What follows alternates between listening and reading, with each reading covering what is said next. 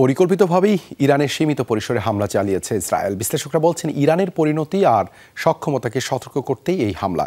এদিকে ইরানি ভূখণ্ডে ইসরায়েলি হামলায় উদ্বেগ জানিয়েছে চীন ও জাপান। সংঘাত বন্ধে আলোচনার মাধ্যমে সংকট সমাধানের আহ্বান তাদের। সিলন ফ্যামিলি ব্লেন্ডের কড়ালিকার আর সতেজ স্বাদের পারফেক্ট ব্লেন্ডে স্বপ্নেরা মেলুক টানা। শুক্রবার ইরানি ভূখণ্ডে ইসরায়েলের হামলার পর মধ্যপ্রাচ্য ইস্যুতে তোলপাড় চলছে বিশ্বজুড়ে। এই ইস্যুতে পশ্চিমা দেশগুলো সতর্ক মন্তব্য করলেও নিজেদের অবস্থান স্পষ্ট করেছে চীন। দেশটির পরিষ্কার বার্তা, মধ্যপ্রাচ্যের সংঘাতকে উস্কে দেয় এমন কোনো পদক্ষেপ নেওয়া থেকে বিরত থাকতে হবে সংশ্লিষ্ট দেশগুলোকে। উদ্বেগ জানিয়েছে জাপানও। মধ্যপ্রাচ্যে সহিংসতাকে উস্কে দেয় এমন যে কোনো পরিস্থিতির বিরোধিতা করি আমরা। মধ্যপ্রাচ্যে সংঘাত বন্ধে সবসময় প্রচেষ্টা রয়েছে আমাদের।